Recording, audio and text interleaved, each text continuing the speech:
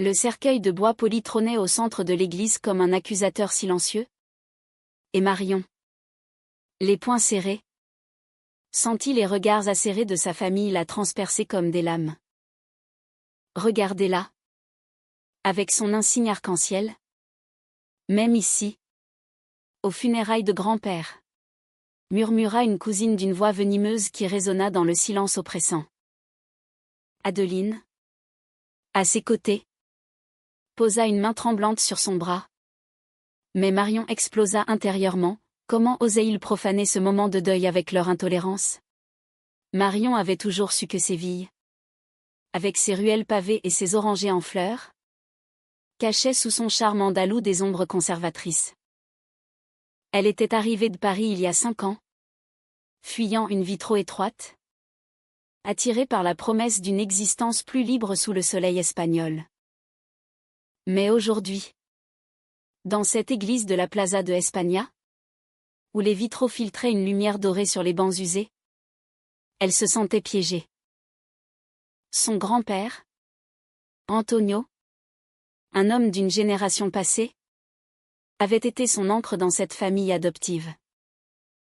Il avait immigré en France après la guerre civile, épousé une Française, et élevé ses enfants dans un mélange de cultures. Marion, sa petite fille préférée, portait en elle ce legs hybride, française par sa mère, espagnole par son sang. Adeline, elle, était purement sévillane. Elle s'était rencontrée par hasard, lors d'un festival de flamenco où les guitares vibraient comme des cœurs battants. Adeline dansait avec une grâce féline, ses jupes tourbillonnant dans l'air chaud de la nuit.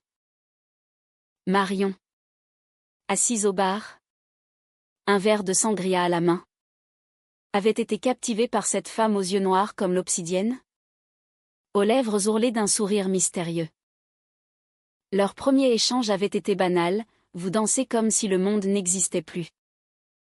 Adeline avait ri. Un rire cristallin qui avait percé le bruit ambiant. Et vous regardez comme si vous cherchiez à le conquérir. Depuis, leur relation avait fleuri en secret, nourrie de promenades le long du Guadalquivir, de dîners tardifs dans des tapas-bars cachés, de nuits où leurs corps se fondaient dans une harmonie parfaite. Mais la famille de Marion, ancrée dans les traditions catholiques espagnoles, n'aurait jamais accepté. Antonio le savait-il?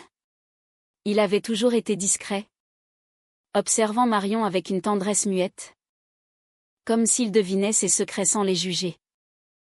Le jour des funérailles, Marion avait épinglé ce pain arc-en-ciel sur sa robe noire, un acte de rébellion subtile. C'était un symbole de fierté, un hommage à elle-même et à Adeline, qui l'attendait dehors, n'osant pas entrer de peur d'attiser les rumeurs. Mais les murmures avaient commencé dès l'entrée, tante, oncle, cousin, tous ces visages familiers déformés par le mépris. Elle ose, siffla une voix. Marion ignora, se concentrant sur le prêtre qui entonnait les prières en latin. Après la cérémonie, dans le cimetière adjacent, sous un ciel menaçant de pluie, la tension éclata. Sa cousine Helena, une femme aigrie d'une 40aine d'années, s'approcha, les yeux flamboyants.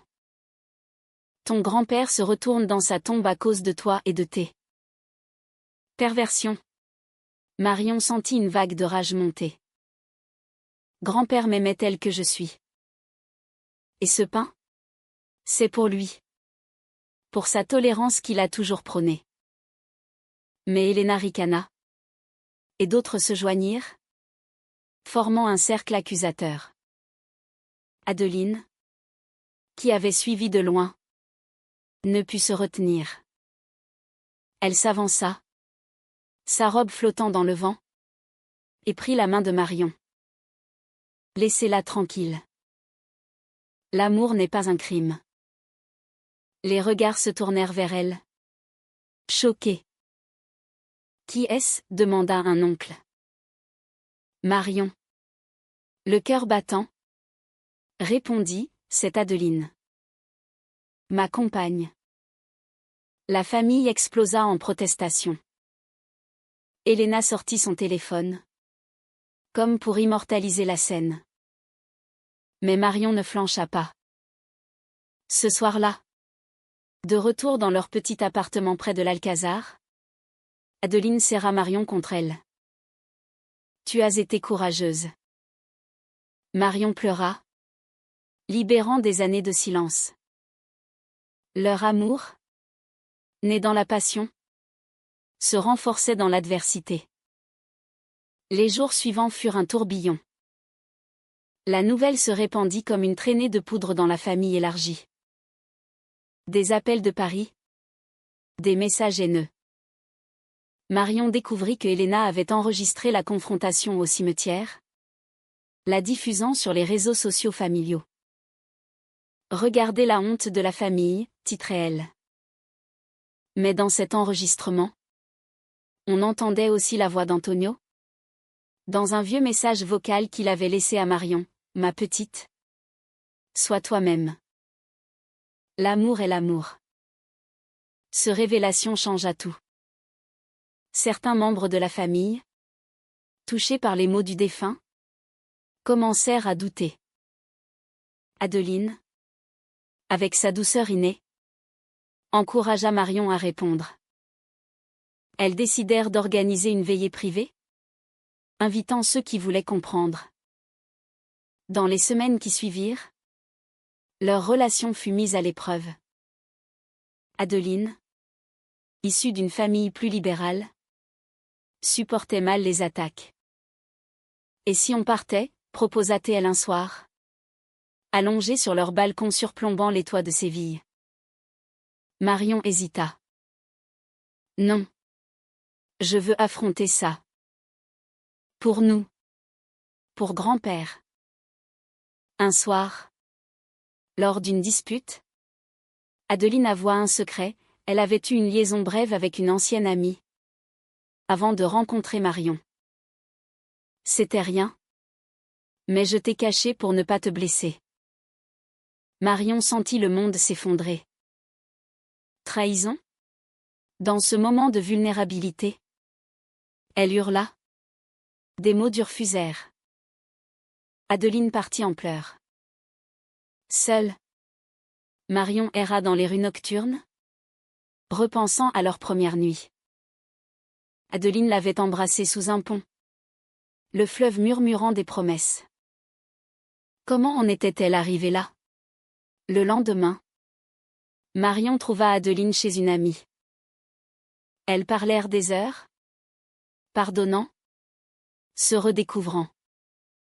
Leur amour, forgé dans le feu, en sortit plus fort. Mais la famille n'avait pas dit son dernier mot.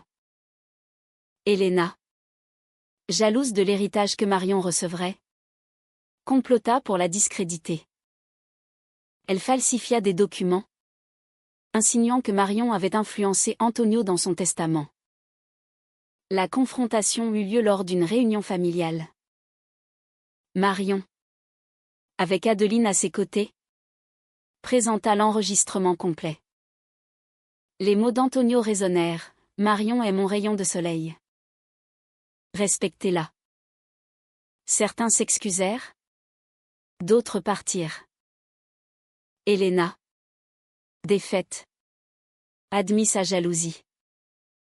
Marion et Adeline, unies, décidèrent de rester à Séville, honorant la mémoire d'Antonio par leur vie authentique. Les ombres s'allongeaient sur les murs ocres de l'Alcazar tandis que Marion et Adeline marchaient main dans la main. Le vent chaud portant l'odeur des fleurs d'oranger. Mais au fond d'elle, Marion sentait encore l'écho de la trahison d'Adeline, comme une épine dans son cœur. « Comment as-tu pu me cacher ça ?» murmura-t-elle, brisant le silence complice qu'elle tentait de reconstruire. Adeline s'arrêta, ses yeux noirs remplis de remords. Elle avait grandi dans les quartiers populaires de Séville, fille d'un artisan et d'une danseuse de flamenco.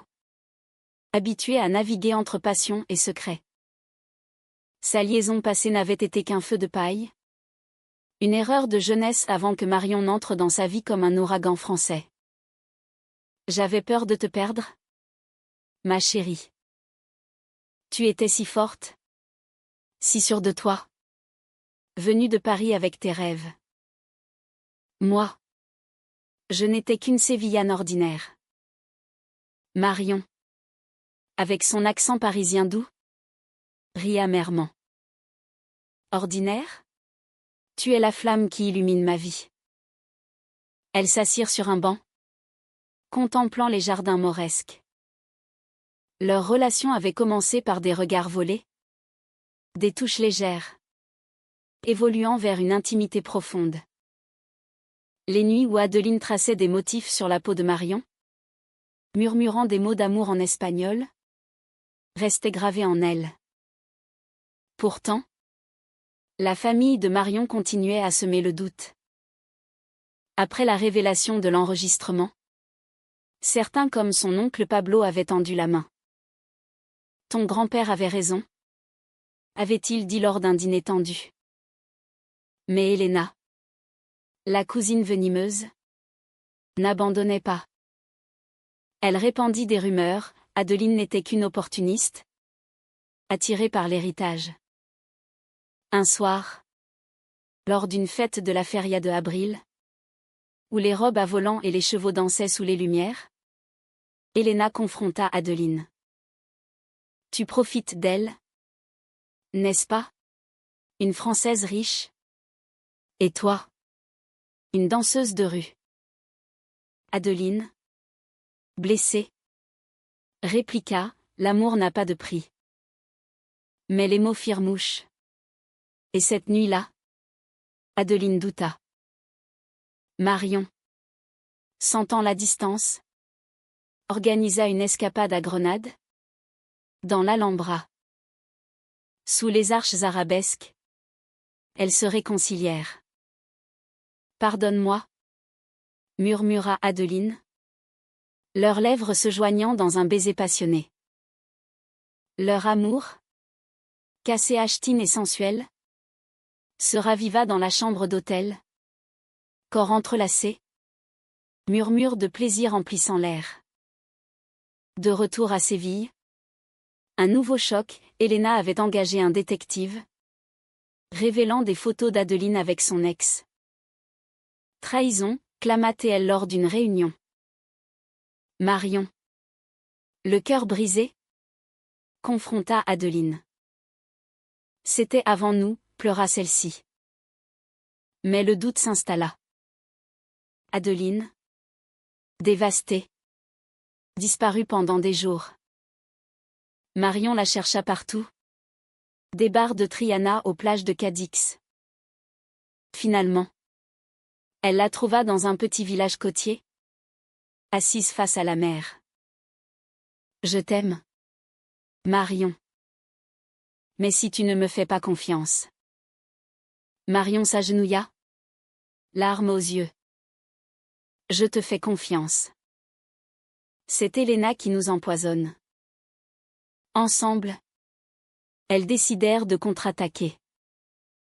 Adeline, avec son réseau sévillan, découvrit que Elena avait des dettes, motivée par l'avidité.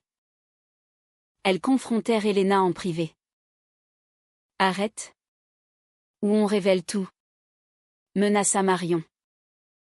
Elena, acculée, avoua, j'étais jalouse de ton bonheur. Grand-père t'adorait plus que moi. Dans un moment inattendu, des larmes coulèrent.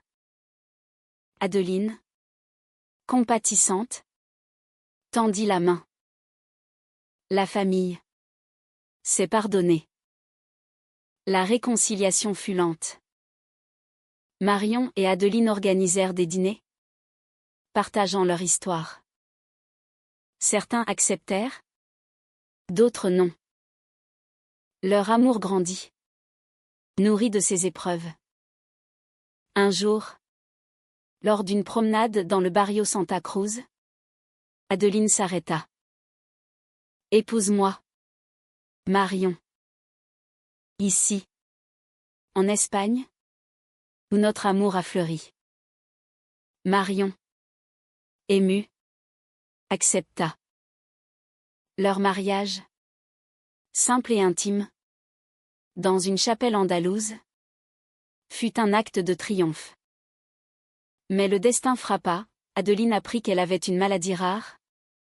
Héritée de sa mère. Ce n'est pas grave. Mentit-elle au début. Marion. Paniquée. Insista pour des traitements à Paris. Les mois suivants furent un mélange de peur et d'amour. Adeline s'affaiblit. Mais leur lien se.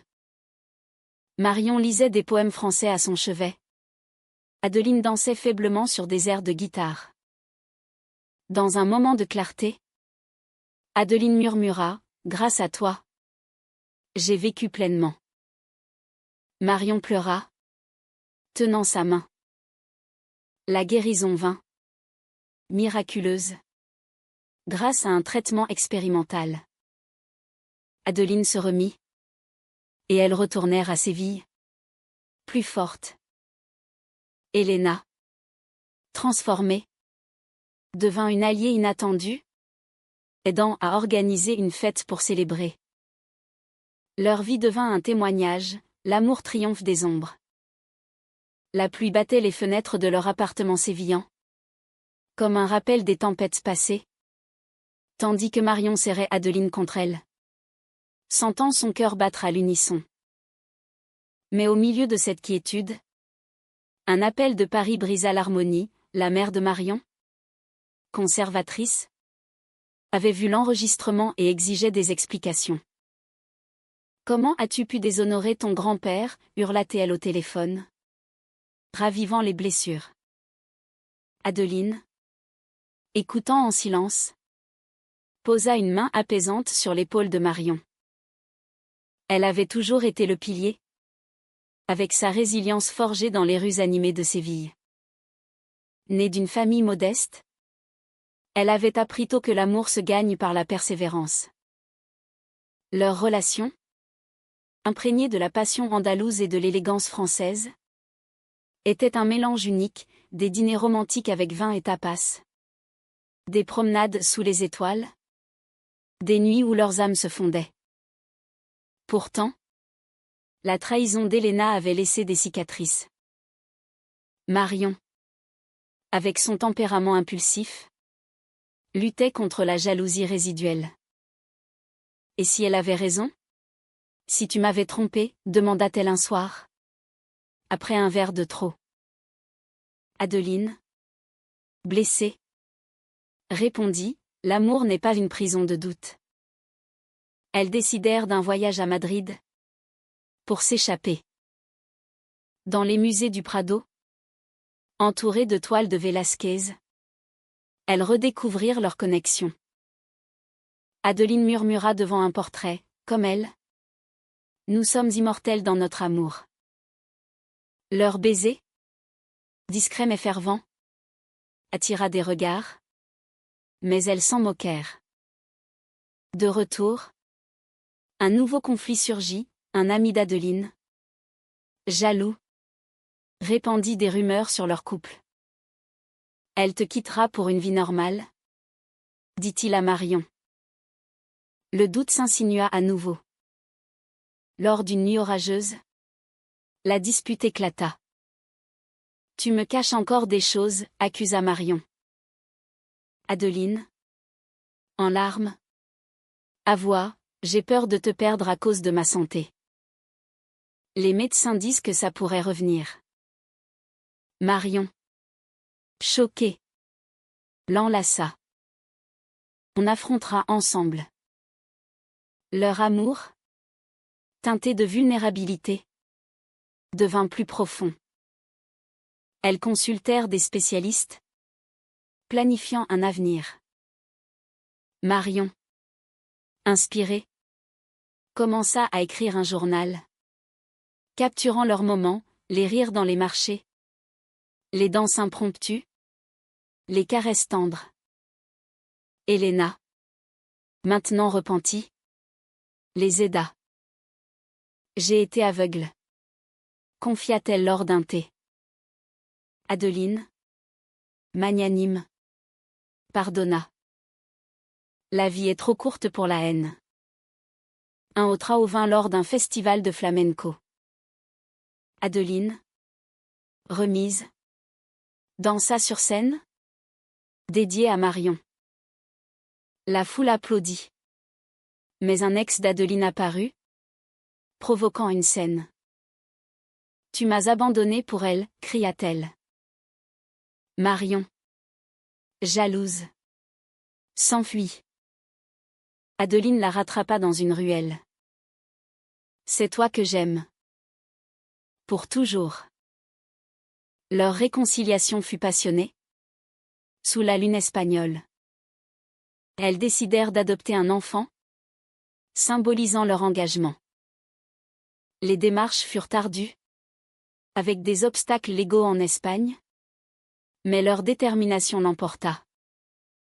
La famille de Marion, influencée par l'enregistrement d'Antonio, commença à accepter.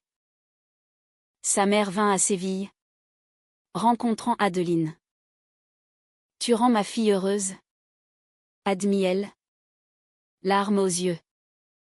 Pourtant, un BKCH frappa, Adeline rechuta. Hospitalisée, elle lutta. Marion veilla, lisant des lettres d'amour. Ne me quitte pas, supplia-t-elle. Dans un moment de lucidité, Adeline murmura, notre amour est éternel. Marion, dévastée, promit de vivre pour elles deux. Mais le miracle se produisit, un nouveau traitement sauva Adeline. Sorties d'hôpital, elles renouvelèrent leurs vœux dans un jardin andalou. Elena organisa une fête, où la famille unissait les bras.